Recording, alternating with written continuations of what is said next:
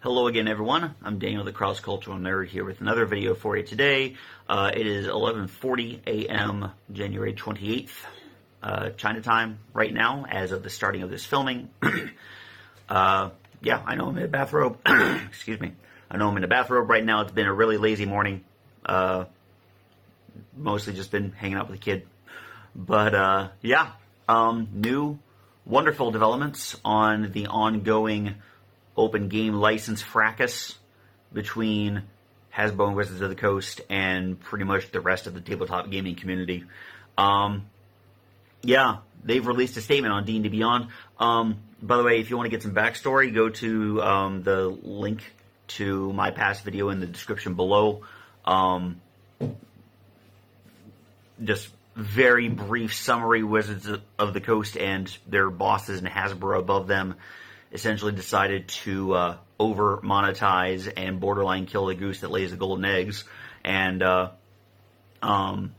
get some crazy subscription fees for D&D Beyond, and force royalty payments on the open gaming license that has been around for the last 23 years. And the community exploded, and lawsuits were threatened. Paizo has created a new Open RPG Creative License, or ORC license, on which something like 1,500 companies have joined in on, and they were threatening lawsuits if Wizards of the Coast didn't back off. Linda Codega from Gizmodo has been on fire with her reporting. I know there have been other YouTubers and influencers like D&D Shorts that have been reporting on leaks within the company. Check out my link, and I also reference a bunch of other links, so go check them out. Wizards has responded. They issued a statement on D&D Beyond. I'll read what they have on Twitter first, and then I'll go directly to their statement on D&D Beyond. This is like a short version here. D&D Beyond on Twitter. This is posted 4:06 a.m. January 28th, 2023, and the 4:06 a.m. is my time, China time. So, they issued a photo. We are leaving OGL 1.0A in place as is, untouched. We are also making the entire SRD 5.1 available under a Creative Commons license. SRD is a system reference document. 5.1 is for D&D 5th edition. You choose which you prefer to use. The statement on Twitter, specifically, over the past few weeks, you, the community, have made your voices heard. Because D&D Beyond issued a survey for feedback on the new OGL 1.2, which they adjusted from the previous protests. And we've listened. OGL 1.0A will remain untouched, and the entire SRD 5.1 is now available under a Creative Commons license. Scrolling down here, your feedback in the OGL 1.2 survey is already clear, and we are acting on it. 62% are satisfied with adding the SRD to Creative Commons, and those dissatisfied want more in Creative Commons. 89% are dissatisfied with deauthorizing OGL 1.0A. 88% do not want to publish content under OGL 1.2. Thank you for your continued dedication and love for Dungeons & Dragons. We are sorry for the pain we've caused to the community. We look forward to building what comes next with our players and creators. For those asking for the legal document, here's the direct link, and yeah, there's a link there for the exact text, and I'll post a screenshot of the new Creative Commons SRD. Let's go to the actual full statement on D&D Beyond, which has been kind of become the major public voice for Wizards of the Coast regarding D&D. And this is by Kyle Brink, who is the executive producer of Dungeons & Dragons. He just joined a few months back, and so his first year in the job is not very fun at the moment. I really hope they don't make him a scapegoat. Anyway, quoting here, when you give us player feedback, we take it seriously. Already, more than 15,000 of you have filled out the survey. Here's what you said. 88% do not want to publish tabletop RPG content under OGL 1.2. 90% would have to change some aspect of their business to accommodate OGL 1.2. 89% are dissatisfied with deauthorizing OGL 1.0A. 86% are dissatisfied with the draft of virtual tabletop policy. And that's regarding stuff like Roll20 and Fantasy Grounds and other stuff. 62% are satisfied with including systems reference document, SRD, content in Creative Commons, and the majority of those who were dissatisfied asked for more SRD content in Creative Commons. These live survey results are clear. You want OGL 1.0a. You want irrevocability. You like Creative Commons. The feedback is in such high volume and its direction is so plain that we're acting now. 1. We are leaving OGL 1.0a in place as is, untouched. 2. We are also making the entire SRD 5.1 available under a Creative Commons license. 3. You choose which you prefer to use. This Creative Commons license makes the content freely available for any use. We don't control that license and cannot alter or revoke it. It's open and irrevocable in a way that doesn't require you to take our word for it. And its openness means there's no need for a virtual tabletop policy. Placing the SRD under a Creative Commons license is a one-way door. There's no going back. Our goal here is to deliver on what you wanted. So, what about the goals that drove us when we started this process? We wanted to protect the D&D play experience into the future. We still want to do that with your help. We're grateful that this community is passionate and active because we'll need your help protecting the game's inclusive and welcoming nature. We wanted to limit the OGL to TTRPGs. With this new approach, we are setting that aside and counting on your choices to define the future of play. Here's a PDF of SRD 5.1 with a Creative Commons license. By simply publishing it, we place it under an irrevocable Creative Commons license. We'll get it hosted in a more convenient place next week. It was important that we take this step now, so there's no question. And there's a link below. We'll be closing the OGL 1.2 survey now. We'll keep talking with you about how we can better support our players and creators. Thanks, as always, for continuing to share your thoughts. Kyle Brank, Executive Producer, Dungeons & Dragons. And this is dated for 8 hours ago. That was like almost 4 o'clock in the morning for me. So, like, I woke up, looked at my phone, and saw this, and I'm like, holy crap! On the surface, this is looking really, really good. The tribe has spoken. For the 5 criteria there, 85 or more than 85% would have to change something or were dissatisfied with stuff they were offering. Now, I did not take the survey. Like, I've been busy the last several days, so I didn't take the survey, and but a lot of other people did. This is an absolutely wonderful first step. Now, I'll include a screenshot of the cover page of the legal information regarding the SRD 5.1 in Creative Commons. Going back to Twitter, let's look at some of the comments.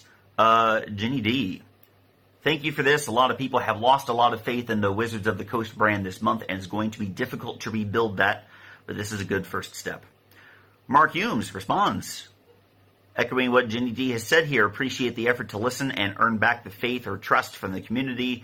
Creative Commons for SRD 5.1 is a huge benefit for creators like us. And then he gets into a little spat with a person who basically says they didn't really listen to anything. They just did this because they lost over 40K subs. But you can read that thread going down. Another guy, Jason Thinks, says, just so we're clear, if you try to release one D&D under a restrictive license, like the proposed OGL 1.2, then you'll have this fight all over again, and your pretty new version of the game will be deader than 4th edition. We can play 5e forever or pivot to Pathfinder. Lauren Walsh Art, thank you for listening and acting on the feedback of the community. I won't deny this experience has shattered a lot of the trust in Wizards of the Coast and the stability of having a career in this space, but this is a great first step in the OGL. Going under the Creative Commons is huge. Zeal Daddy. Yeah, that's an L there. Zeal Daddy. Good start. Now, since you are laying off 1,000 workers, why not add the two who orchestrated this disaster? President Cynthia Williams and Chris Saul, VP of Digital Game Development, the lawyers, and whomever was part of this decision tree. That's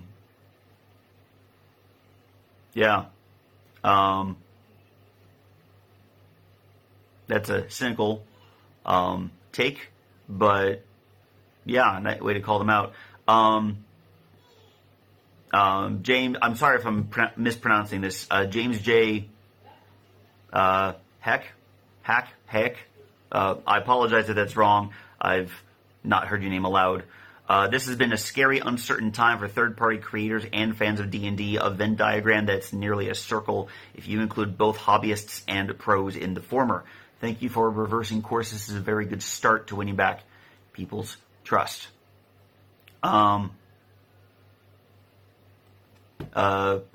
He has worked on D&D Beyond quite a bit, and he's actually been involved in the design of some of the source books, so that's a pretty big name to have in there.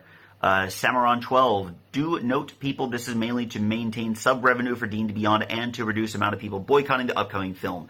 As others state, unless they fully confirm on legal documents they won't ever touch OGL 1.0, then we're good, but so far no cemented proof of it yet. Yeah. Oh, and one let's see here. One more thing I want to mention. The Natalie Ash, thank you for listening. Would you consider creating OGL 1.0b, which as the only change adds the word irrevocable to Section 4? This change, because of Section 9, would safeguard existing open game content, no matter who created that open game content. That right there, I think, is the biggest concern. Currently, while OGL 1.0a has been treated as irrevocable, they tried to revoke it legally, and it didn't have the word irrevocable in it. So legally, in theory, they could. But I'm happy this was brought up. I do hope they add that. I know Hasbro wants their money. They're a business. They're in it to make profit. They're in it to sell stuff and to make profit.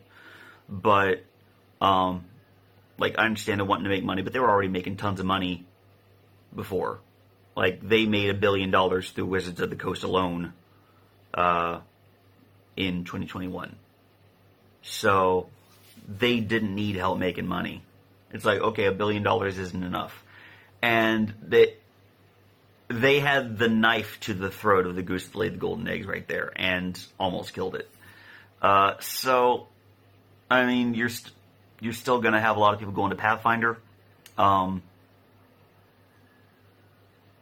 just because of the damage and trust. Some people may come back to 5e.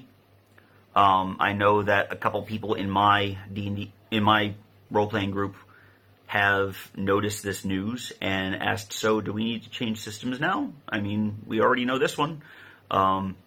So I'll bring it up to my group as a whole a little bit later today. And if we keep up with 5e, cool, we're only 2 sessions in. I can still go to the horror thing and we won't need to roll up new characters. But 5e Pathfinder, I'm good with either. I've been reading extensively through Pathfinder materials, and holy cow, it's got some really good stuff. But I'll leave it up to my group.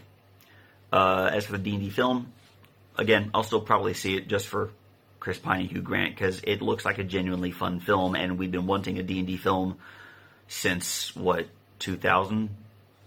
Mid-2000s, I forget when the last one was. I would like for more of that to be made. But, yeah, this is a wonderful first step. Mentioned earlier, Hasbro is laying off about 1,000 employees coming up very, very soon. I don't know where in the company these thousands will come from. I am hoping and praying that they're not majority from Wizards of the Coast. and especially not from D&D. I wouldn't. The more cynical part of me wouldn't put it past Hasbro to fire a lot of the Wizards rank and file that had sympathies toward the community on this, almost as payback.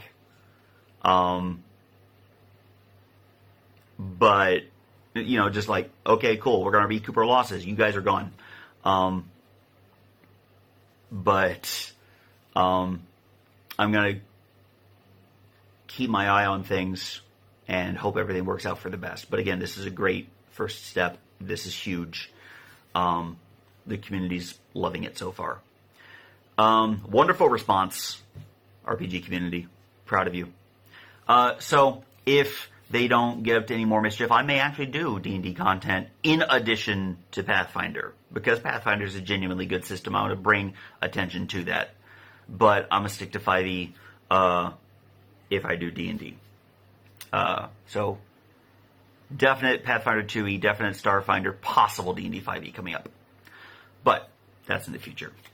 Anyway, keep an eye out. Again, thank you again to Linda Codega of Gizmodo for breaking the story in the first place and staying on top of things. You've been amazing. Follow her on Twitter. Anyway, if you enjoyed this video, please like and subscribe. If you have any questions or comments, leave a comment in the comment section below. Get back to you as soon as I can. Follow my, or go to my link tree in the description and follow me on Facebook, Twitter, Instagram, Mastodon, co-host, and Hive. Once again, I'm Daniel, the cross-cultural nerd. Have a wonderful day. # OpenD&D. And I'll see you again next time. Bye.